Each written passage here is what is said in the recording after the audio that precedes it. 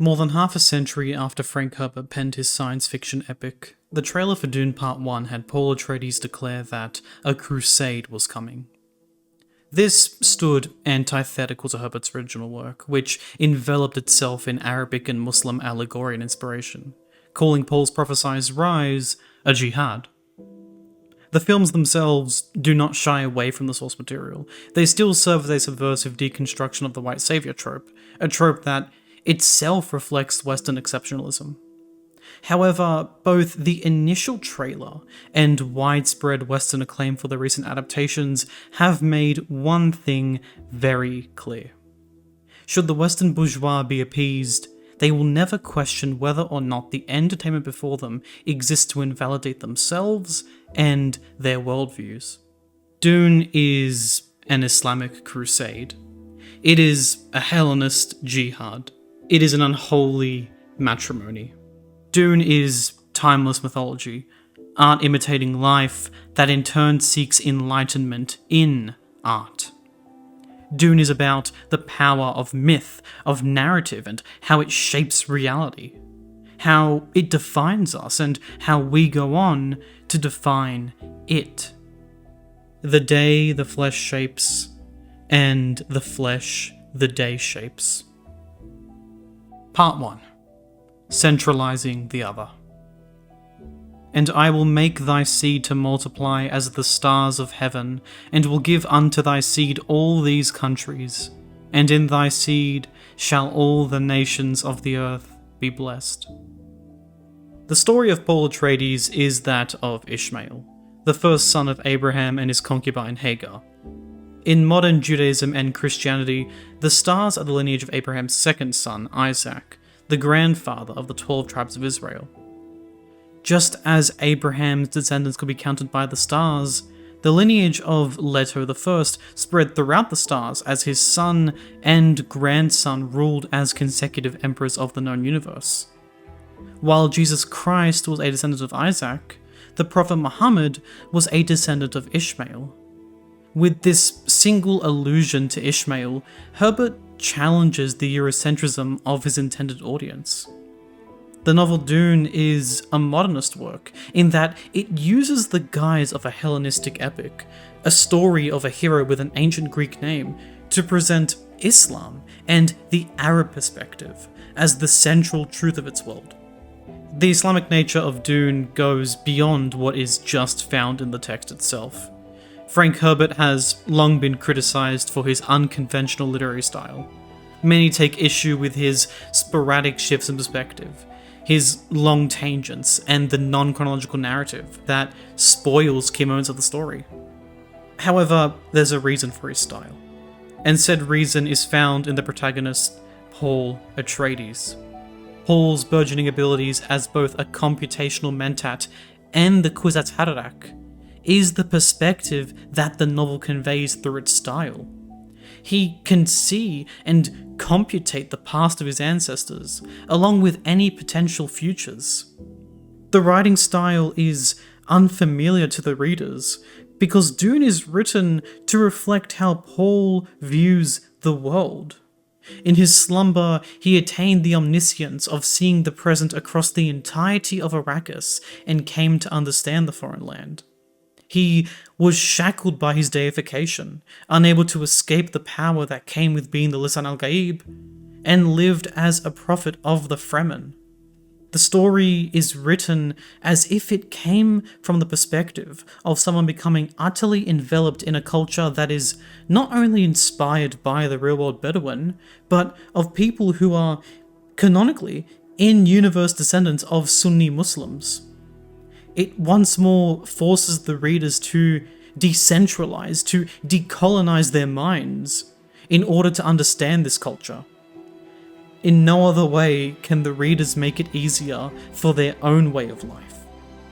Each chapter of the novel is prefaced by an epigraph, framed as an excerpt from the in-universe writings of Paul's consort, the Princess Irulan. Her essays center around the life and teachings of Muad'Dib, and these are indicative of the Hadith, the reports of the life and teachings of the Prophet Muhammad. Through his writing style, Frank Herbert is presenting his readers with not just a Muslim story, but religious scripture. And for the trailer to replace even the single word jihad with crusade, for the sake of Western sensibilities, is a destructive colonial act. Translation means doing violence upon the original, means warping and distorting it for foreign, unintended eyes. It's also important to recognise that Herbert's portrayal of the Fremen did not adhere to Orientalist ideas of noble savages. They work to slowly terraform the deserts of Arrakis into arable land. Herbert recognised the ingenuity and the significance of the Arab world in humanity's development, particularly that of the Islamic Golden Age. While the story would go on to criticise the thinking behind the desire to terraform, in some part through Liet Kynes, the truth is undeniable that the Fremen are every bit as intelligent and civilised as their colonial occupiers. They're even shown in the novel to bribe the Spacing Guild, not falling prey to uncivilised superstition. The recent films, however, make this truth less explicit, especially in its rewrite of Chani, the daughter of Imperial planetologist Liet Kynes. Chani had been rewritten into a skeptical anti-fundamentalist. Now, on one hand, this rewrite makes her far more compelling than a novel counterpart, and it helps present Paul's rise as the fall that it truly is. It makes his proposal to Irulan more explicitly a symbol of him embracing his role as a colonizer. However, this new Chani comes with problematic implications, specifically in regards to her accent. While Javier Bardem maintains his Spanish accent, it contrasts with the American accents of the Atreides and the Carino. His accent is easier to other. Chani even points out his different accent as signifying that he is from the religiously fundamentalist South. What about him? Stobar? Mm-hmm. He's from the South. You didn't notice his accent.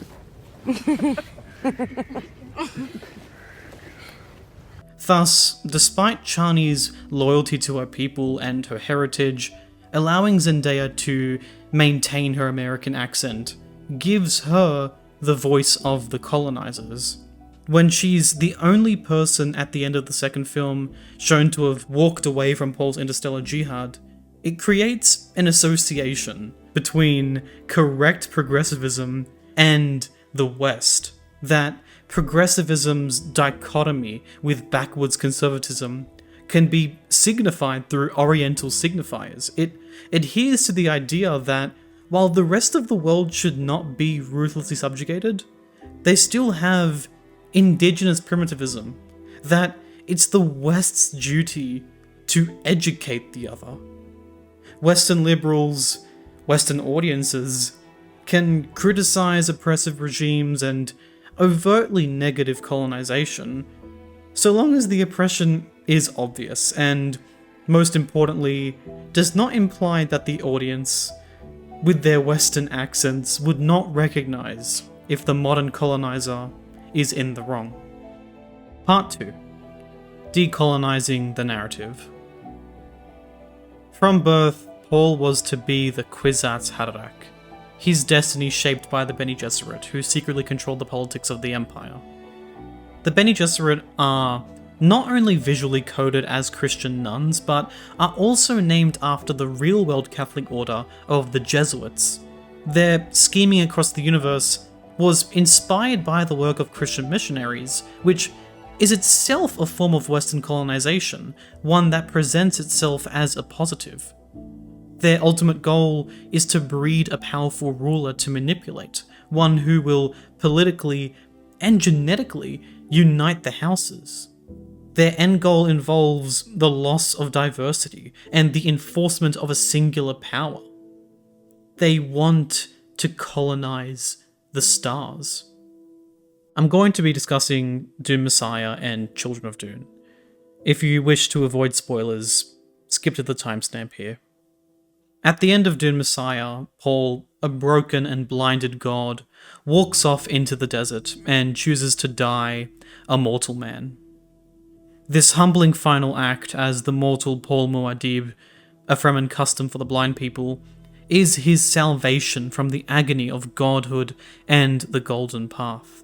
He was no Lawrence of Arabia, but instead became Arabian himself, more Oriental than Occidental in the end.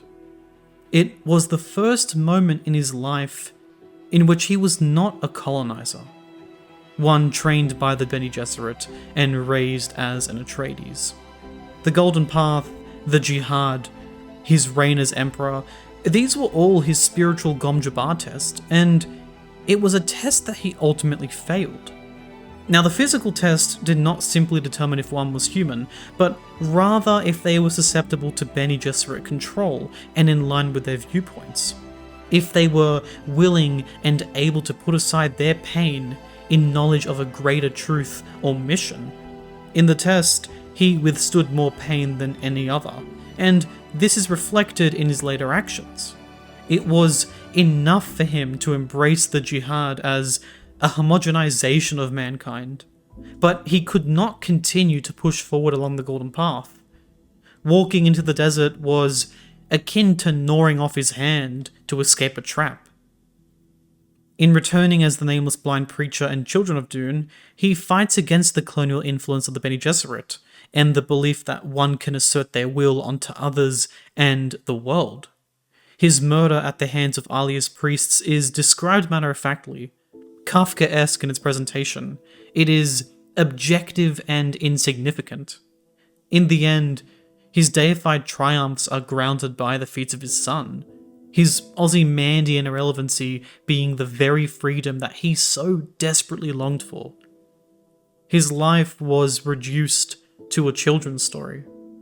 And Dune Messiah follows Paul on Arrakis. It never shows us the atrocities committed in his name. We only see the Messiah, and we must take his word in the face of the narrator refusing to oblige him. The man is a slave to the narrative. The flesh surrenders itself. Eternity takes back its own. Our bodies stirred these waters briefly, danced with a certain intoxication before the love of life and self, dealt with a few strange ideas, then submitted to the instruments of time. What can we say of this? I occurred. I am not. Yet I occurred. The conflict between Muad'Dib and the Great Houses was a holy war, a religious jihad, and Paul would spend the rest of his life fighting against his story being shaped by the Bene Gesserit, which is a stand-in for Christianity. In embracing his Arab identity and taking the name of Paul Muad'Dib Usul, he takes on the lifelong struggle of his life being formed around a Western perspective, of being made supplementary to the Western standard. And while Christianity did originate in modern Palestine and holds great significance to this day in the region, its predominant form in the modern age is as an aspect and a representation of Western culture. The shaping of the narrative is not limited to the art. It is imitated in life through the very advertisement for the 2021 film, cleansing the exotic palette of the novel for a more digestible experience for modern audiences. And while the film is faithful to the novel in many ways, the Muslim inspiration is significantly toned down in all ways but the aesthetic. The Fremen's explicit descendancy from Ruwad Bedouin, what they call Sunni from Nilotic al-Urba in the novel, is never mentioned. The word jihad is never uttered once. Add on to that the lack of Arabic-speaking actors in predominant Fremen roles, and it becomes far easier for the American viewer to detach it from reality and embrace the fantasy. Dreams make good stories, but everything important happens when we're awake, because that's when we make things happen. The mystery of life is a reality to experience. The marketing imitates not only the manipulation that Paul faces, but his and his mother Jessica's manipulation of the Fremen, taking advantage of the false prophecy of the Lisan al-Gaib to attain power and take revenge on the Harkonnens. The roots of the jihad were politically motivated, shaped around the Occident, for at the end of it all, the mother and son were Harkonnen by blood. They were always colonizers, whose allegiances were to themselves. In the second film, when he learns of and embraces his Harkonnen heritage, he wears a black cloak, the colour of the Harkonnens. Wearing this, he declares to the masses of followers that he is the voice from the outer world, knowingly taking advantage of their faith. He gains power through his colonial position as he raises his father's ducal signet. The struggle of the Arab exists to supplement the West. Even Paul's father, Leto Atreides, for as noble as the film adaptation portrays him as, wished to recruit Fremen as desert power against any potential attack from the Imperium. Chani comforts Paul by saying, You will never lose me, Paul Atreides. Not as long as you stay who you are. She uses his full name, the name that he uses when he declares himself the Duke of Arrakis. I am Paul Muad'Dib Atreides, Duke of Arrakis! Duke is a term that the Fremen do not have. It's a term of the Imperium, one being forced onto the Fremen. He was always Paul Atreides. He was always a colonizer, whether or not Chani was willing to see it. Colonization, by its very nature, implies that one is center to the world, that one can assert their identity onto others and nature. The latter is seen through Liet Kynes and his father. Yet Kynes is ultimately killed by nature. In the novel, it's a surprise spice blow, while in the film, it's a willing sacrifice at the hands of Shai Hulud. And while the latter is more entertaining and cinematic, the former paints a clearer picture of how small man truly is. Herbert recognized the interconnectedness of colonialism and industrialization as seen through Gedi Prime, the homeworld of the Harkonnens. The planet had become an amalgamation of cities and factories completely reshaped by industrialization, to the point where it had permanently reduced photosynthesis levels. What Herbert saw as a feudalist warping of free market capitalism, that being the desire for ownership over property, both living and non-living, is at the heart of what drives colonialism. Mankind's expansion did not make it taller, only fat and grotesque. The Baron exemplifies this, having become so fat and grotesque that he could not support his weight without anti-gravity devices. The system will collapse without further expansion and further industrialization, further machinery. The more mankind changed, the more it stayed the same. As we speak, the world burns, and that's entirely the fault of capitalism, of the bourgeoisie, of Western decadence. One cannot deny the obvious allegory of spice to oil. He who controls the spice controls the universe. When the second film shows the Baron's corpse abandoned in the desert, it is covered in ants, the very animals that the Harkonnen spice harvesters resembled. The system will slowly devour itself. Paul accepts with a heavy heart the role that he had been thrusted into, that his legend had taken hold of him and stripped him of his free will. His jihadists looked to him as a voice of God, a messiah, but the jihad would continue with or without him. For all his power, he could not escape his fate. This fatalism is embodied in one of Dune Part 2's greatest adaptational choices. In removing Alia from the film, the Baron's death had to be changed. In the movie, Paul confronts the Baron and calls him grandfather. In the novel, Paul has a vision of a possible future in which he said those exact words, but chose to avoid it. Here, it came to pass. Fatalism dictated him no matter the path he took. And that is why the series is called Dune. It's the Fremen's name for the planet, not the colonizers. The West is anything but a center, and the planet, nature, will outlive them all. The canonical reasoning behind the Fremen's strength and the Atreides' weakness was their upbringing, the planets on which they were raised, the flesh that they shaped. The world's narrative encompasses all of them. This was never Paul's story, nor was it his sons, or even the Fremen's. Indeed, I know it is so. For whoever is tallest among men cannot reach the heavens, and the greatest cannot encompass the earth. The novel is often criticized for its abrupt ending, yet the abruptness reflects the idea that a mortal's life is anything but significant. It connects to one of the collected sayings of Muad'Dib. Arrakis teaches the attitude of the knife, chopping off what's incomplete and saying, "Now it's complete, because it's ended here."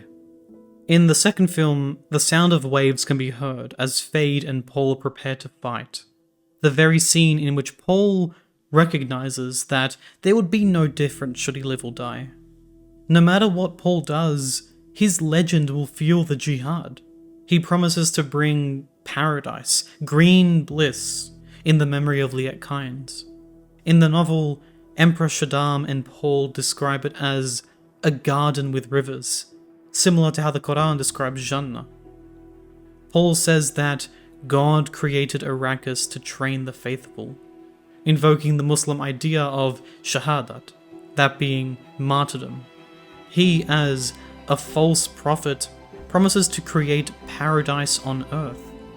This colonial power play is made explicit in Dune Messiah, in which a historian imprisoned for heresy describes Paul's actions as such. He promised to transform your desert planet into a water-rich paradise, and while he dazzled you with such visions, he took your virginity. The colonizer will control the narrative, but even he is insignificant before the world that he wishes to subjugate. The West is not a beacon of civilization and progress, but built upon the unstable backs of the subjugated. There are 3 times in Dune Part 2 where we see Paul walk towards the camera, and each time we see him, he is further and further away. He loses his identity. The first time occurs right before drinking the water of life. Without eyes, we cannot see his soul. He's not gone that far yet, but he has begun to relinquish his control. The second time is after he chooses to embrace the colonial power of being the Mahdi, when he decides to win like a Harkonnen. The sandworm behind him emphasizes this shot as a Fremen perspective. The image of Shai Hulud dwarfs him, but he's still the center focus. He's a prophet whose power extends beyond him. The third time, he is dwarfed to the extreme, not just by the desert, but by the legion of fundamentalists behind him. The legend stands taller than the man. Paul Atreides is, paradoxically, insignificant. The jihad cannot be stopped, not even by him. Paul ceases to exist. Only the story remains, the idea of the Lisan al-Gaib. This motif was established in Dune Part 1, after Paul kills Jamis, after which the hands of the Fremen touched him. When this motif reoccurs in the second film, never again is Paul touched. Never again is he seen as Paul the man. Part 3. The Futility of Art. As shown, Villeneuve understands the themes of the narrative, and he's indeed a progressive. But the issue with these films comes not only in the explicit liberalization of these elements, but in the overwhelming Western acclaim for them. And this irony would not have come to my attention if not for the climate surrounding the release of Dune Part 2, that being the ongoing ethnic cleansing of the Gazan Palestinians by the settler colony of Israel. Over the 3-day weekend of March 1st to 3rd, The film grossed $182.5 million US dollars, 82.5 million being domestic. One of the most popular and acclaimed American films in years is about a jihad of Arab and Muslim-coded indigenous people fighting against a genocidal Western colonial force looking to exploit the resources of their native land. The Western world was engrossed in the jihad and enamored of the Mujahideen, led by Zionist actor Timothée Chalamet in the role of Paul Atreides. None of the predominant roles in these films are played by actors from the Middle East or North Africa. The struggle is no longer the story of the struggler. It's this irony that brings to light the apathy of the Western world. It's this irony that led me to write this, as I saw two colonial forces, one fictional and the other horrifyingly real and falsely validated, ethnically cleansing northern indigenous settlements before making their way south. The words that Paul Muad'Dib shouts to his Fremen army in the second film translates to "Long live the fighters." The words themselves are of the fictional language Jacobsa, but the Jacobsa in the original novel used the Arabic words Yahya al-Shuhada, translating to "Long live the martyrs." It's a direct reference to the Algerian Revolution, and it connects to the very core of jihad, martyrdom, shahadat. This change is perhaps one of the most insulting liberal dollings of the novel's radical edge. "Long live the fighters" became the tagline to the second film. Thus, it became akin to the first film's talk of a crusade, another example of reshaping and liberalizing the Arab narrative. To the progressive West, it's acceptable to signify the Orient for the sake of inclusivity, but never to properly engage with it on any significant level. Many Westerners who seemingly mean well use the actions of the settler colony and Western powers to further their own politics. And this is not limited to the recent ethnic cleansing, but has been true for all of modern American interventionism. Oriental suffering, remote suffering, that which is not immediately present, is weaponized as criticism against, or in support for, policies or candidates. Want us to only look at the debates surrounding the 2024 US elections? It's always about the lesser of two evils. The crimes are quantified and processed by the American voters apathetically, entirely arbitrarily, and dependent on political agendas.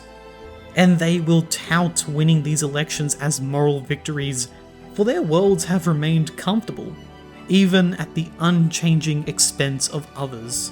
Scratch a conservative, and you'll find someone who prefers the past over any future. Scratch a liberal, and you find a closet aristocrat. The suffering of the other is never innately important to them. It must be shaped for Western digestion. Western colonialism and intervention is never presented as a systemic issue, but the actions of a single man, one bad president, baron, emperor, heir to a duchy, who should have never been given power. But reality is never so cut and dry. One of the key American ideals that Frank Herbert sought to challenge was the country's love of charismatic leaders and the passivity of the individual. What differed Fremen culture from the Imperium was its decentralization and emphasis on the collective over the individual. What made Stilgar's character so tragic was his fall from being noble and charming to being a religious zealot. The introduction of the Golden Path is not inconsistent with this.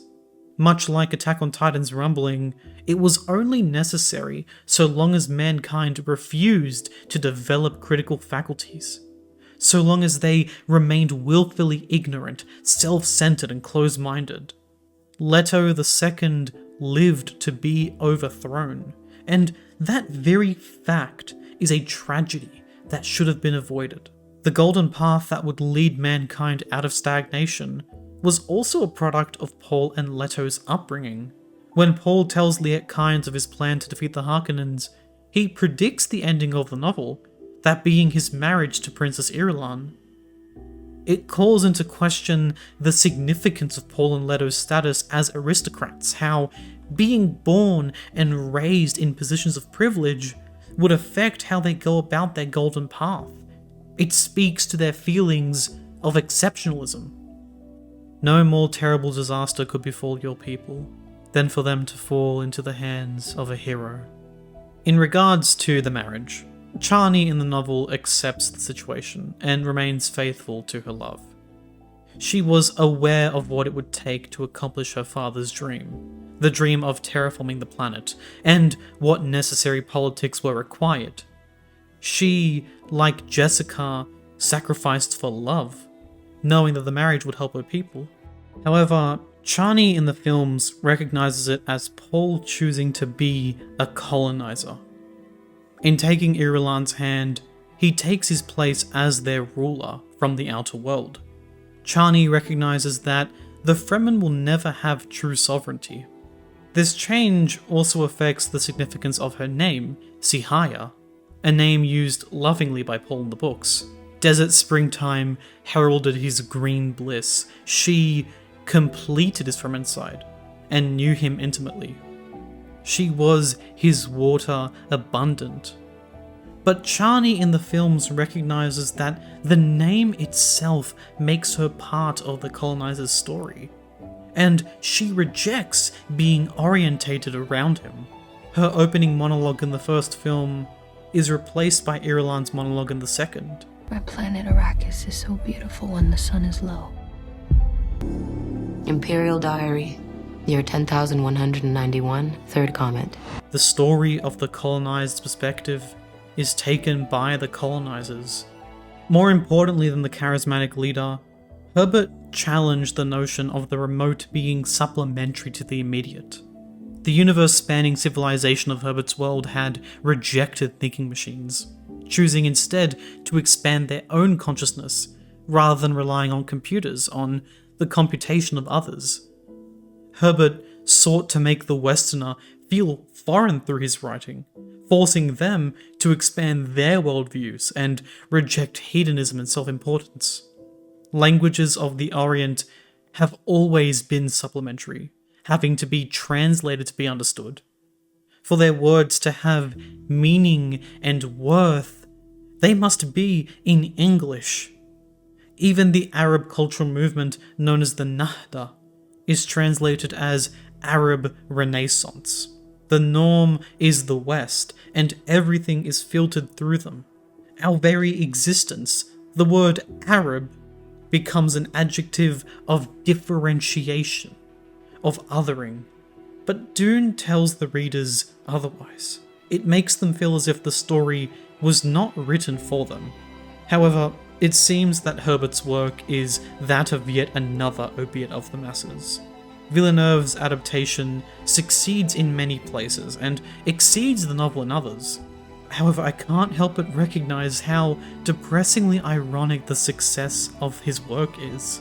I was admittedly very obtuse in my arguments, and while I stand by my analyses and criticism of the film, I recognize that Villeneuve is no doubt a progressive leftist with anti-Zionist sentiments.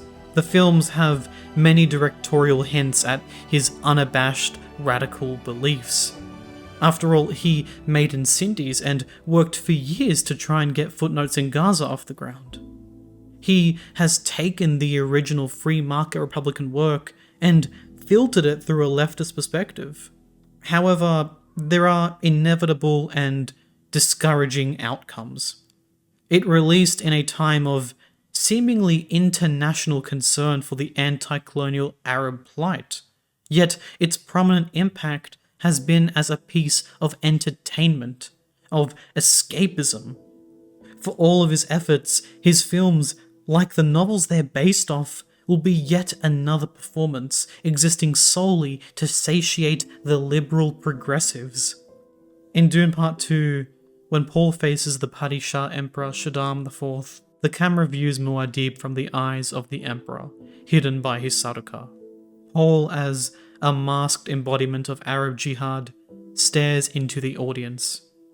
It is the director drawing attention to the position of the Western bourgeois in foreign crises, ones that are constructed for the sake of their own benefit.